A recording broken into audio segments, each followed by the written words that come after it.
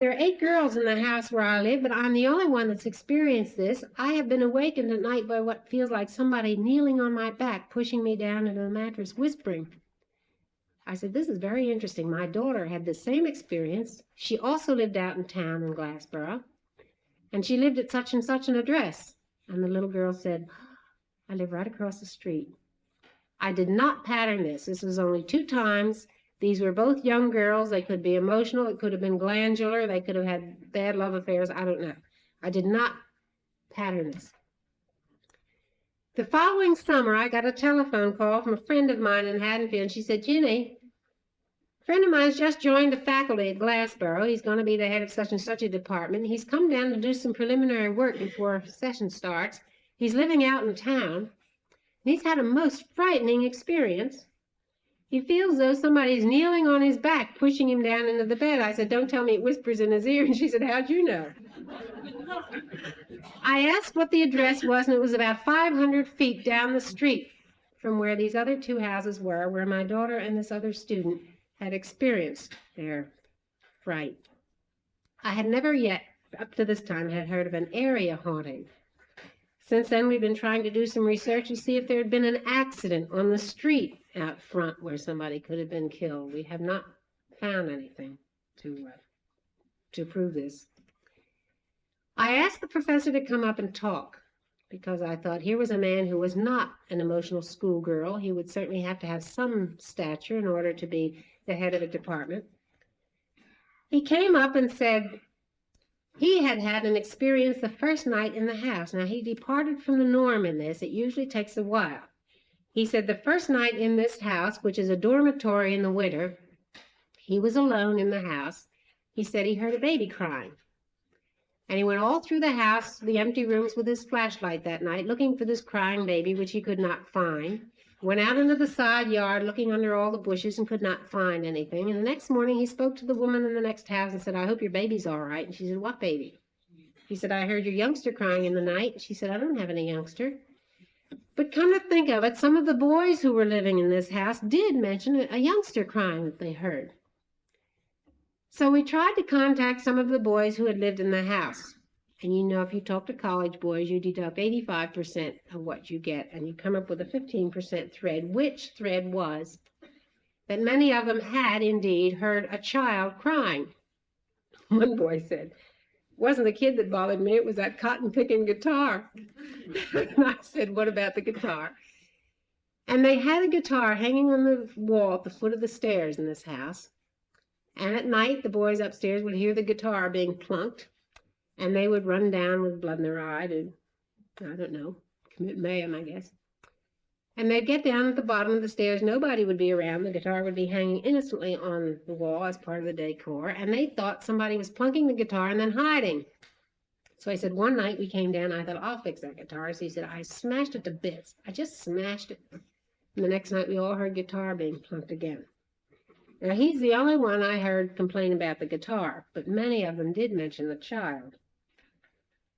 The professor also said, I'll go on with the child in a minute. I'm going to do this. The professor also said this house had a front porch and a living room across the front with long windows you could look in from the porch. It also had a side entrance, as many Victorian houses do, if you will notice, whether it's a dining room or an extra sitting room or something. He had his bed and desk in this side room, and he was working there in the summer. He had been there about 4 days, and he was working on a paper in the afternoon, and a bond-bred man came up and knocked on the side door and said, who's living in the rest of the house? He said, nobody. I'm here all by myself. It's a dormitory in the winter. Oh, no, the man said. I was just knocking on the front door, and I saw a youngster in there playing on the floor with some toys. So the 2 men came out the side door and walked up on the front porch, and of course there was nobody there. All right. In talking to some of the boys, as I said, they mentioned the child. In doing some research on the house, we find it a fairly well corroborated story that years ago, 2 children had a fight at the top of the stairs. The older one pushed the younger one down the stairs, and the younger one was killed. The older one was a girl. She lived on in the house, never married, stayed there till she was 94, died in the house, and then the present owner had bought it and put beds in the rooms and made it into a dormitory house. All right. I was telling this story before a PTA group down in New Jersey one night, and a man was sitting right in front of me with horn-rimmed glasses, and young men with horn-rimmed glasses always give me trouble. And I thought, I'm going to have trouble with him. So when I'd finished, sure, there was his hand. He says, "Where was that house in Glassboro?" And I said, "I'm not going to tell you." He said, "No, but I know where it was, and I lived there, and you're right. It is haunted." He said, "I was the monitor, or whatever it is they have, when I was a senior." And he said, "Boys moved out of there right and left." And he said, "One night we were all in bed, and we heard this swearing and yelling and cursing from the downstairs. And I ran down to restore order. One of the boys had gone to sleep in this front room, which was fixed up as sort of a living room. I suppose they could entertain dates there or something. The story was he had gone to sleep on the sofa reading a book. He had been aroused by what he thought was the refrigerator door opening in the next little room that they had fixed up as a kitchen. He heard what he thought was the refrigerator door opening. It roused him, and he woke up in time to see a pink skirt of a child and the back of a child's shoe disappearing around the door toward the cellar. And he said, "I'm leaving, I'm moving out." The next day he left. About a week later, a boy was studying in a cram session, an all-night cram session, in this side room where the professor had been staying. He also began to swear in the middle of the night and said, "Who's being funny? And I don't think this is any joke," etc., etc. And again, the monitor ran down to restore order, and he said he had seen a child with a child's pink dress and a black shoe and a white sock, he said, disappearing around the door toward the cellar. And he moved out. I went to the owner of the house and asked if I could use his house and if I could look into it, etc. And he thought I wasn't quite right. He pampered me a little, though. He was very nice. About 2 weeks later, I got a call from the owner, and he said, "You know, I read everything I can get my hands on about this kind of thing." He says, "I think you've got something." He said, I'm going to try an experiment." He said, "I think this old lady just doesn't like men." He said, "I'm going to put girls in there next year." So in September, he filled the house with girls, and nothing happened. This past semester, he was to fill it with boys. I was to check up on the fact after school was out to see what had been done about the boys, and by golly, the place is empty and for sale, and I can't find the owner. I don't know what happened this last semester, but I'm not going to give up until I find out. This is the kind of research we're doing. Honey, how long have I talked? What time is it? I'll tell 2 more and then I'll quit. Okay. There's a house near Peddler's Village. Anybody here know where Peddler's Village is up here? It's lived in by a doctor. It's a brand new house, which shows that a house does not have to be old to be haunted. It was built in a cornfield. It's a development house. And this woman, got a call from her. As a matter of fact, I made a talk in New Jersey, and a friend of hers called her, and she called me. This is how the whole thing happened. She said they'd been bothered with a crying baby till her husband doesn't know what to do with himself. He's up there at 2 o'clock in the morning looking through the crawl space, trying to find where the crying is coming from. She said her sister arrived one Sunday for dinner, brought her baby, and she said after dinner she put the baby to bed upstairs, and my 2 children were playing in the family room with the father, and the brother-in-law were visiting. And she said the sister came down to help me clear away the dinner, and we heard the baby cry, and she ran upstairs to see what was wrong with her own baby, which of course was not crying. She came down to look in the family room, and the other 2 children were playing very quietly, and she turned to her sister and said, "What's going on?" She said, "I thought I'd have to tell her. I hadn't told a soul till now." So I told her about our crying baby, and she ran up and gathered her baby and left and hasn't been back since. I haven't seen her. But she said she was sitting in the living room one afternoon about 5 o'clock waiting for her husband to come home from his office. She had mixed some martinis, but she kept repeating, "We hadn't touched them." I'd mixed some martinis and put them in the refrigerator so that we could have a drink before dinner. She said, "I was sitting on the sofa reading a book, and in front of the sofa there's a long cocktail table of a natural wood slab of some kind." She said, "I was sitting there very quietly reading, and suddenly the ashes in the ashtray went whew." And she thought, "Gee, that's odd. Must be a draft here." She looked around. She said, as she was looking, there was a stacked pile of ashtrays next to this big one, little ones. And she said the top one was lifted up and placed on the table, and the next one was lifted up and it fell and broke. And she has saved those pieces for me. I can't tell a thing from them, but she saved them. And she said as she was looking at that, she looked across the room, something, she said it wasn't a sound. She just looked across the room for some reason or other, and she has a cut glass thing with wine in it across the on a little thing. And she said the stopper was raised out of the bottle of wine, out of this bottle, and laid very gently on the tray next to it. And she said, by this time I'm back against the sofa. And as her husband came in, that's how he found her. And he said, what's the matter? And she said, look and look. Now, I haven't heard from her since. I promised her I would go up after I'd heard these two things. I have not gotten there yet, so I can tell more later. And I make a mistake not following these things up immediately, but time gets in my way. For instance, I went to Medford one night and gave a talk, and the builder came up to me. He said, I'm so glad to hear you mention about new houses.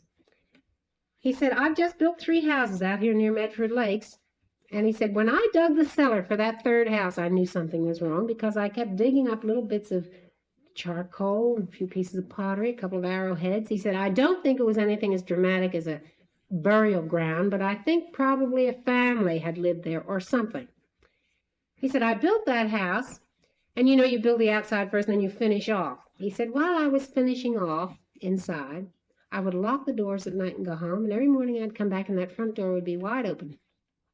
People would say to me, Bill, you're going to have people in there, you're going to have damage done. You better make sure you shut everything up. Every night he'd lock the door, every morning it would be open. He was building this house on consignment, and as soon as it was finished, it was bought by 2 sisters. He went to see them after they had been in there a few weeks, as he always does, and the woman said, I cannot keep this front door shut. They had now put a slip chain on it. She said, every morning we get up and it's open. And he said, well, I'll bring you a new door. And he said, the more I got to thinking about it, the more I thought a new door wouldn't do. So he tore out the whole front of the house, put in a whole new house front, a whole new door section, and the door was open again the next day after he'd finished it. So he said, well, do something. I'll be there as soon as I can. He was about 3 days getting back, and when he got back, she had the front door nailed shut with a sofa in front of it. He said to me, they've moved, but there's a nice family now living in there named Montgomery, and they're very interested, and they're curious, and they want to live with us, and I'm sure they'll talk to you. This was in June. I didn't get back until September, and I took my camera and my husband, and we were going to talk to these people and take their picture, and the house is empty. And we went by it just recently, and it is still empty. Brand new house sitting there, beautiful house, nobody in it. I've talked long enough. Are there any questions? I'm told that we have a... No, it was not open. No, it was not. No. Yeah. Yes, I live in a house built in 1710, and I've lived there 14 years.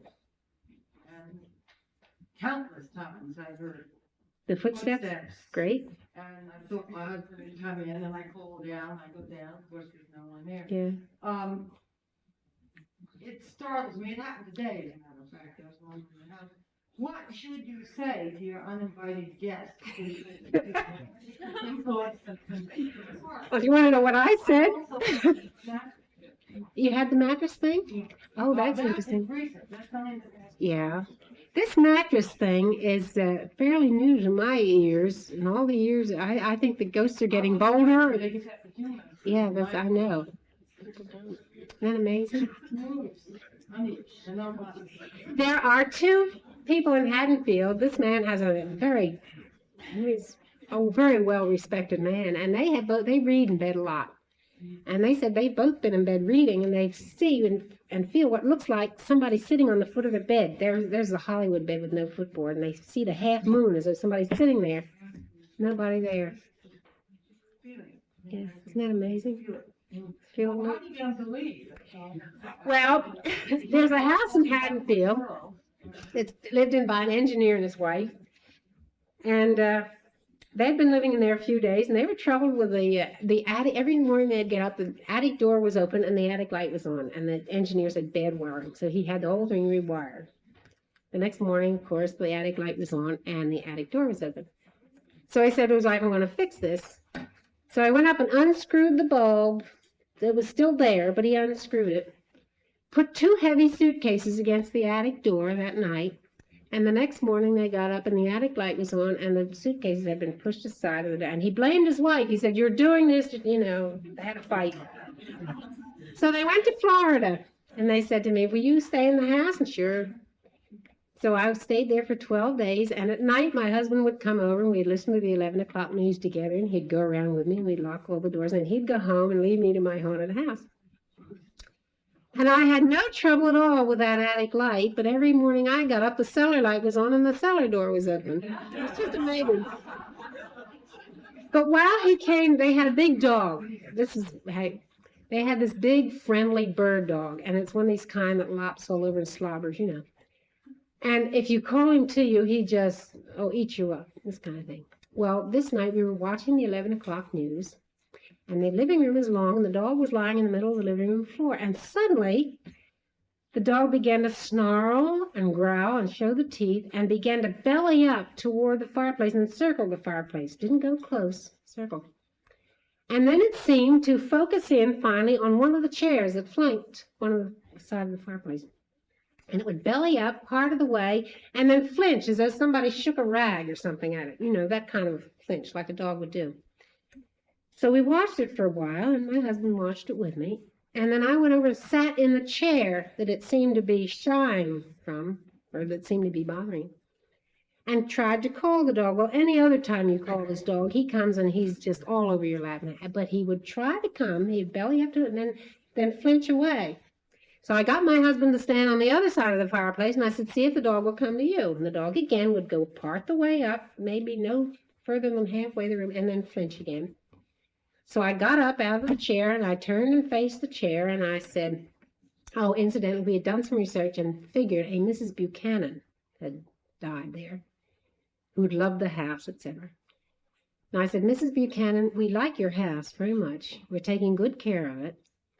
And you're always welcome here, but we're getting ready to go to bed and I think maybe you better run along because you're frightening the dog. And no sooner had I said that, then the dog went up and sniffed all around, wagging its tail as though nothing were there. This is when my husband said to me, honey, next time you speak to an empty corner. In this same house, this woman just called me this week. She's had an infant that has been very ill. It almost died about 3 months ago. She had stopped breathing in the crib. And she gave it mouth-to-mouth resuscitation and took it to the hospital. It's had a history of this. It had a recurrence of this same kind of thing this week, and she was rocking it in the chair one afternoon, it's Tuesday afternoon, before his nap. And she said, as I rock, he's now at the age, he's a few months old, he's now at the age where he responds to everybody with a smile. He reacts to people. We say he shows off. He's just kind of a baby. He looked over her shoulder and smiled broadly and began to react as though somebody were there. Then he looked at his mother, and then he looked back and smiled, and then followed with his eyes to the door, reacting all the time. Obviously, he saw something standing in the door because he would look at this, whatever he does, and look at his mother. And then he looked at his mother once and looked back and didn't see it. She said his face went blank, and he began to look around the room, obviously looking for something. All right. She put him down for a nap. She checks on him now when he's asleep. She doesn't leave him alone too long in the room. She went up later. He was sound asleep, breathing normally, and she said the room was fragrant with flowers. She smelled the bathroom spray, the oils, they had stuff, vaporizer, nothing like this. She said it was not carnations or roses, it was spring flowers, just lovely. She came downstairs. She's raising a foster child that she's raising, not one of the family. When Timmy woke up, she took him downstairs, took Johnny up to give him his nap, put him in the same room. Johnny's about 2. She went up to get him at the end of his nap when he called, and she went up and she said that same room smelled like stale, damp tobacco. It almost made her sick. She said, I didn't like this. I can't understand why it was so lovely at one time, while it was so bad the other time, how I should feel. I said, did you speak to it? She said, yes. I said, will you show yourself or let me know what you mean? It took her a long time to get up enough nerve to speak to it. She had spoken to this thing about twice before. Both times after she had spoken, whatever it was, had left. The dog was behaving strangely on the stairway. She spoke to it, the dog left. She just said, "Why don't you run along? I think you're bothering the dog." I don't know what you say. You just say whatever comes into your head. I'm not sure it'll stay away. But maybe sometime if you're in bed and you feel the mattress depress, speak to it and see if the mattress rises. That would be interesting.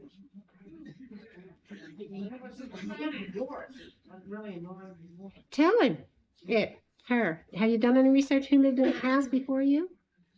I traced it back to the original deed in the Westchester courthouse, but then it got so you couldn't decipher. Yeah. And it's not very legible. And it was purchased for so many pounds sterling by so-and-so yeoman, obviously. But this didn't give you any clue as to something that's happened in the house. No, I have no idea of the events that have happened. None. We had a house out in Cherry Hill. I thought this woman would be here tonight.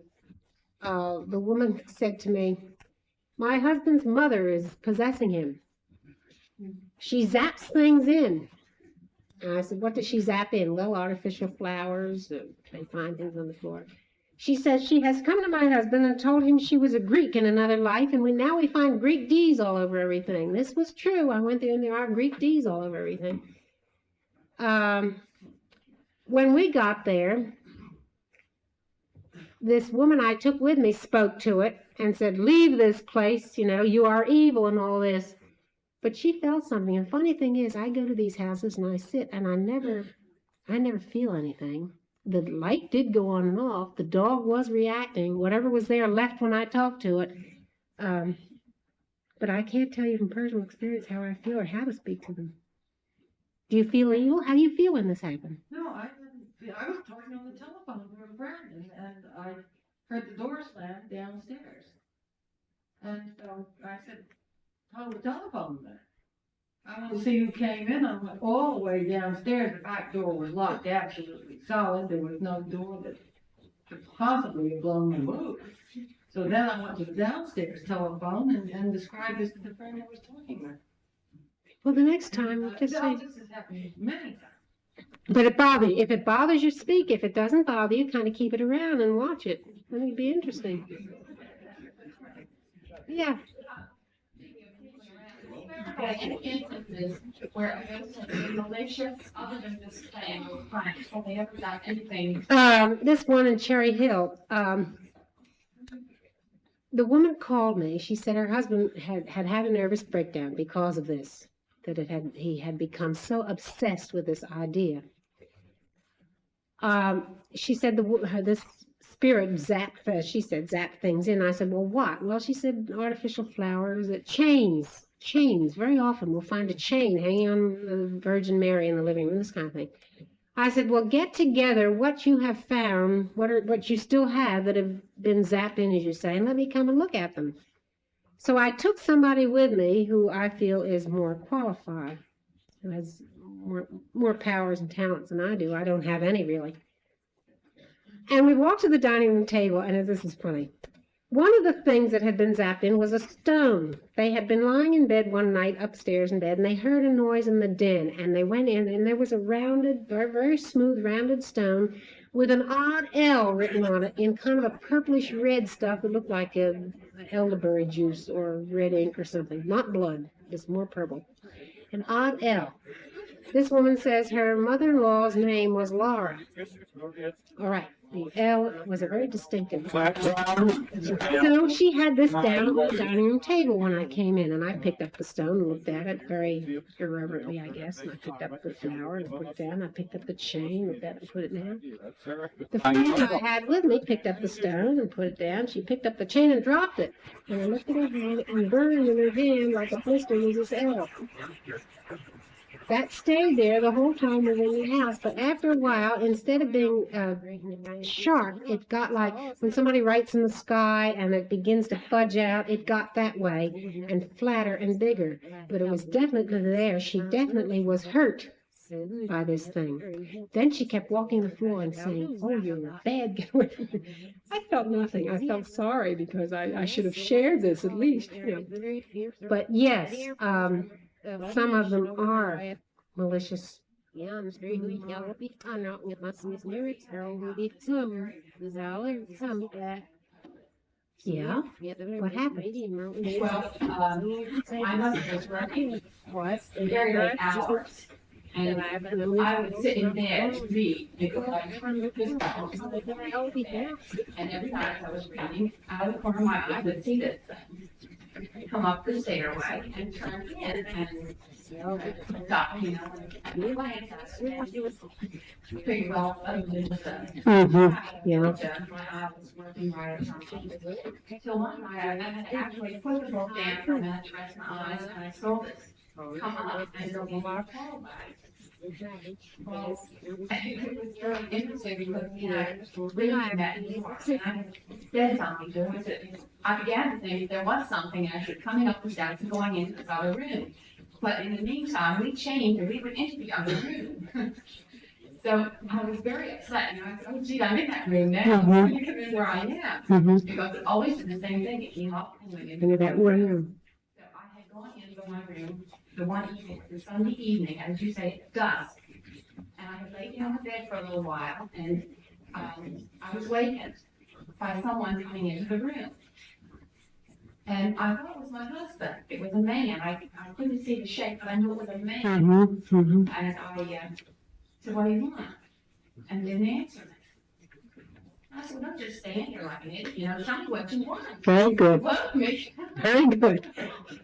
And it just stood there. And I said, well, if you're not going to tell me, you might as well go on. So it did. It went out, but then I realized afterwards it didn't open the door to go out. This is a pattern. I love you. It fits the pattern, yeah. I have never seen it since this time. So you think that maybe speaking to it? Yeah, happens. Yeah, yeah. I wouldn't be surprised.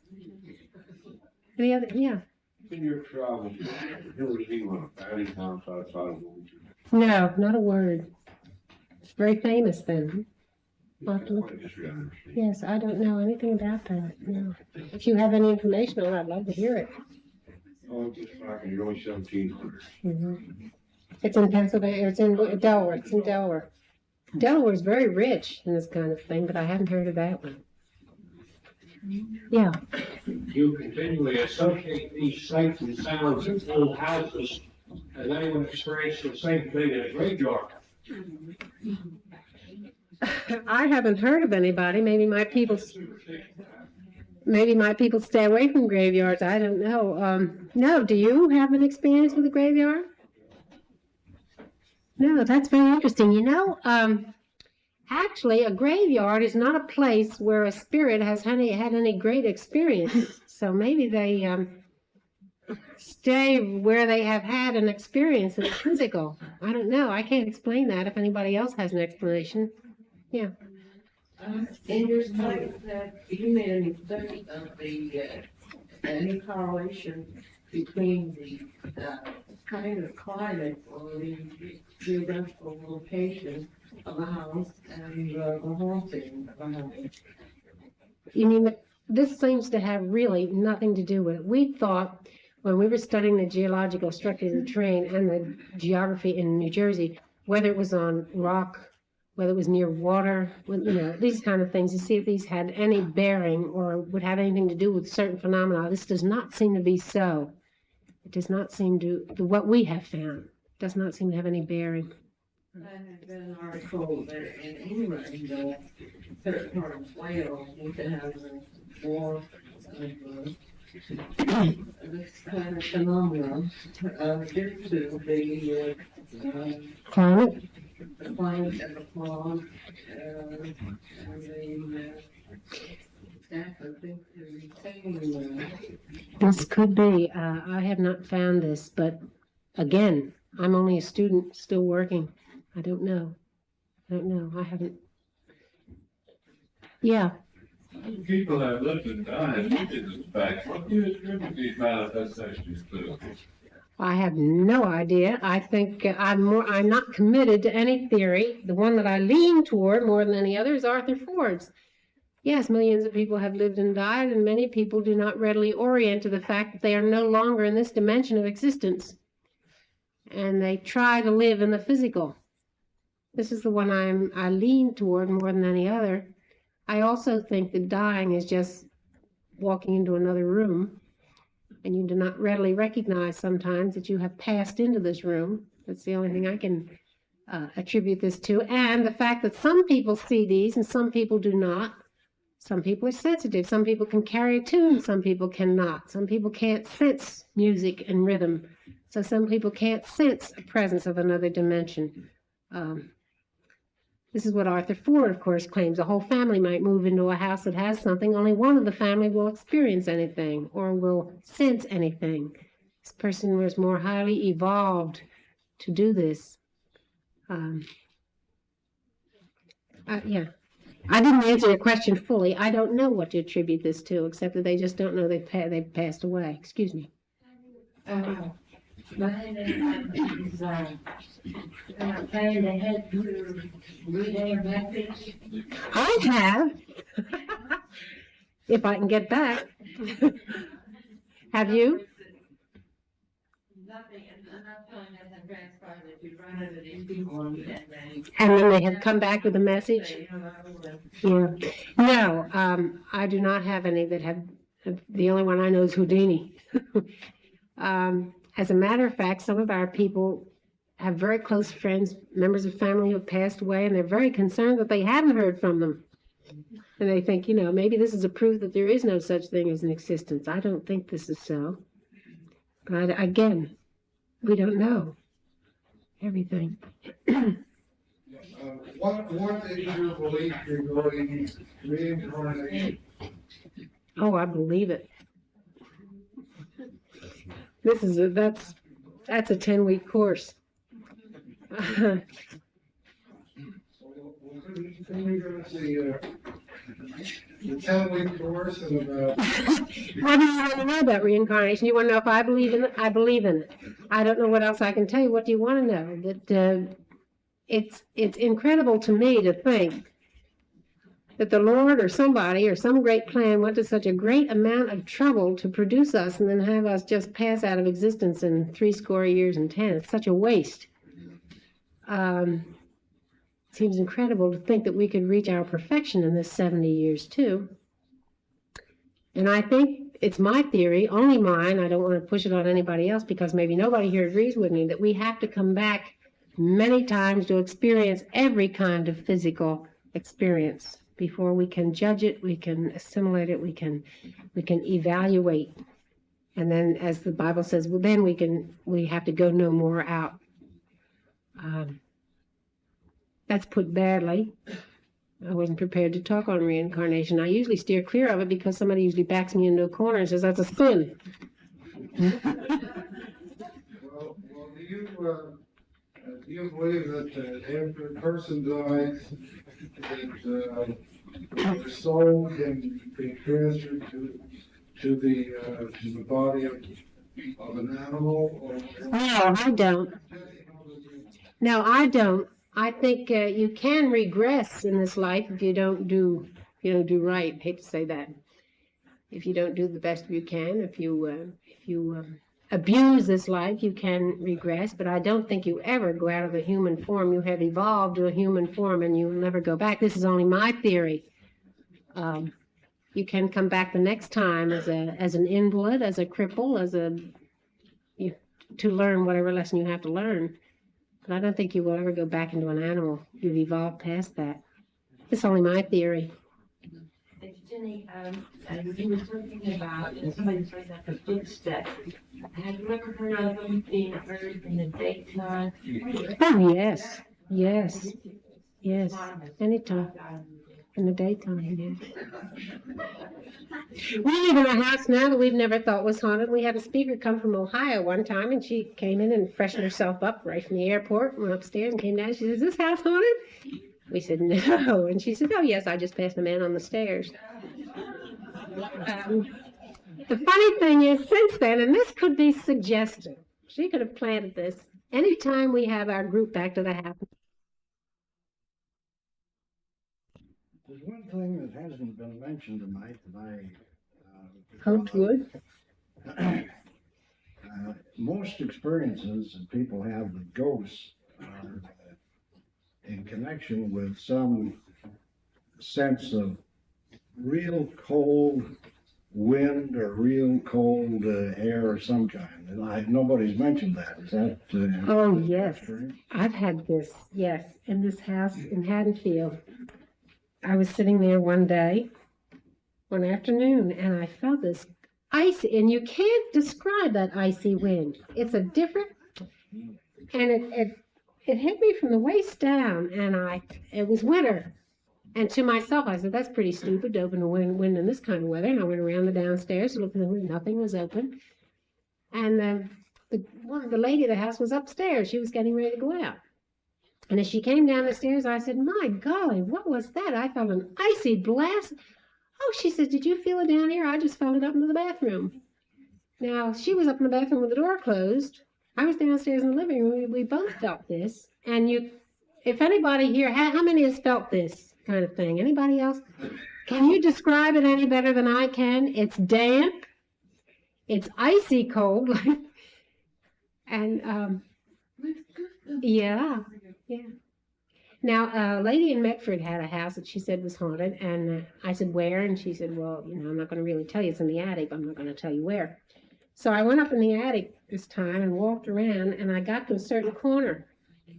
And again, that was a different kind of thing. That wasn't an icy thing, but my skin reacted.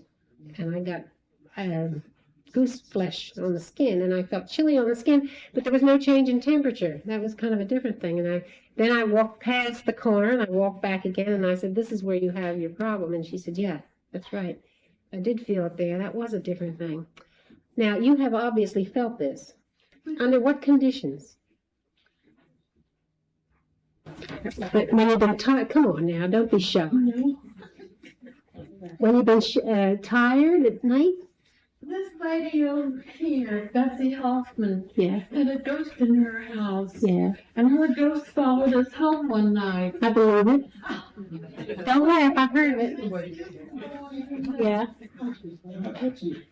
Was it cold? Is that how you knew it was following you? Yeah. What did it do, envelop you, sort of? It was, and then we have velour draperies between the dining room and the living room. Yeah. And they went out with this cold air. Do you mean the air moved the drapes? It was horrible. In whose house? Our house. But it was in her house that you met the ghost. We had been to see them, and the ghost followed us home Followed you and your husband? for 3 days. Now, do you have any idea who it was? Yeah, we know who the ghost was. You do? A friend? A past? Anyone who... Someone who had died, who had been drowned in a pond in the yard years ago. It's a house that's built, 1560 or something like that, Betsy? Yeah. So it's a long time ghost. That's most The only interesting. reason, the only way we got rid of it was simply to explain what had happened and tell her that we enjoyed having her visiting us, but we would appreciate having her go home. I love you. This is what I mean. Now, you people who are so shy, this is what you should do. What, would you stand up and say that to people? They didn't hear you back there. A ghost followed them home, and he just spoke to her. Go ahead. Well, it was an experience that we'd never had before, and it didn't bother us because we knew, just like you people do, pretty much about what a ghost is. But we didn't like the idea of having her stay there.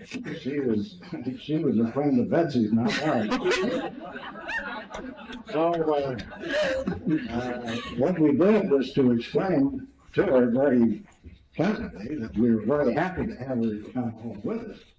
We enjoyed her company for a short time, but we would appreciate it if she'd go home, and she did. That's when we got rid of her. That's right. That's just exactly right. Yeah.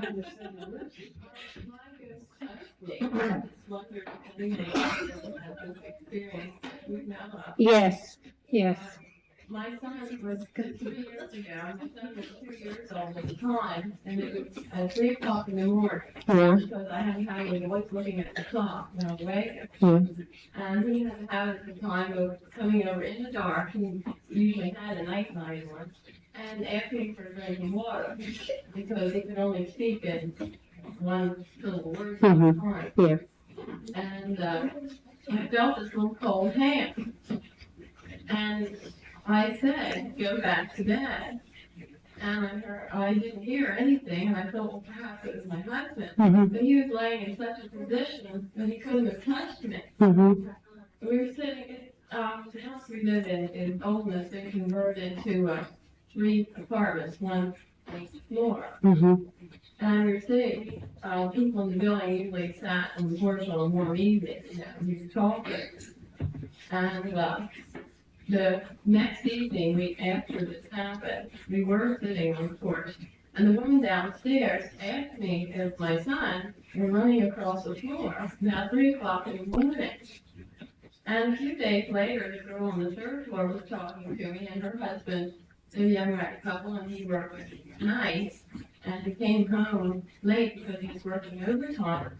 And he said he was going up the stairs, and he saw a little girl at the top of the stairs, and this had been the same night. How about that?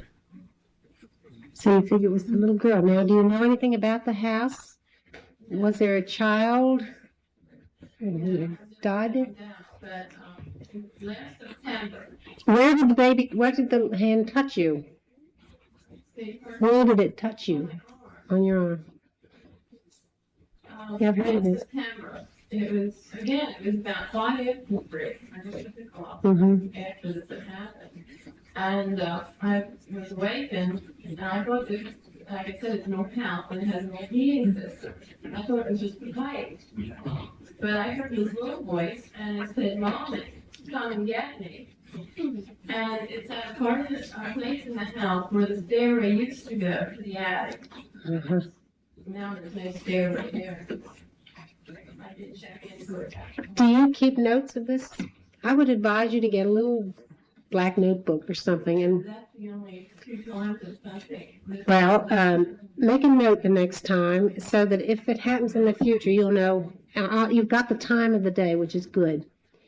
How long between times does it happen? What's the temperature of the day, or this kind of thing? What has happened that day that might trigger this? Keep some notes, and you'll come up with some kind of a pattern after a while that might be interesting. Yeah, I've talked long enough. Yeah.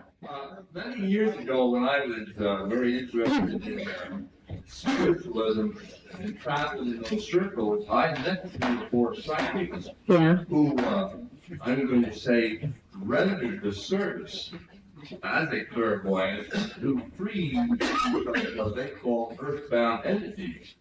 I've since got out of touch with that field, but when I was in it, this was not an uncommon type of service rendered within the spiritualist organization or within psychics and mediums. And I wonder if there's any people in this auditorium tonight who might be able to tell you if they know of such psychics and mediums, and they go around, they free these earthbound entities so they don't return.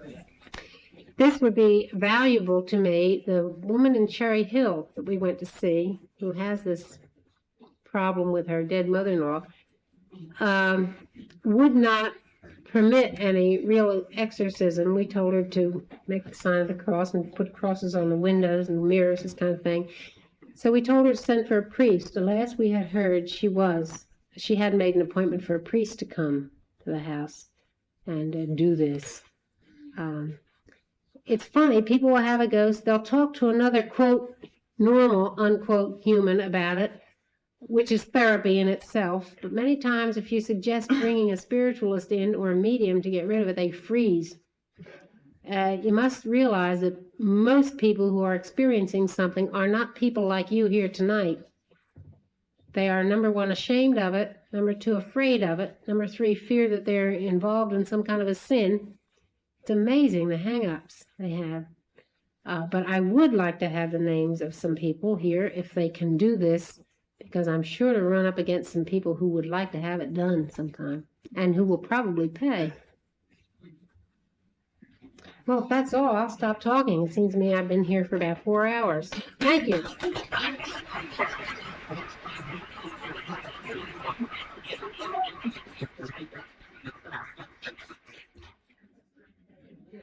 Virginia and her husband are coming out to Paris study after this meeting, so if some of you would like to come out to get better acquainted, please feel free to do so. The way to get out is to go down Baltimore Pike, 2 miles past Wawa Dairy, turn left on State Road 261 for 3/4 of a mile. We're the big White House on there. Thank you very much.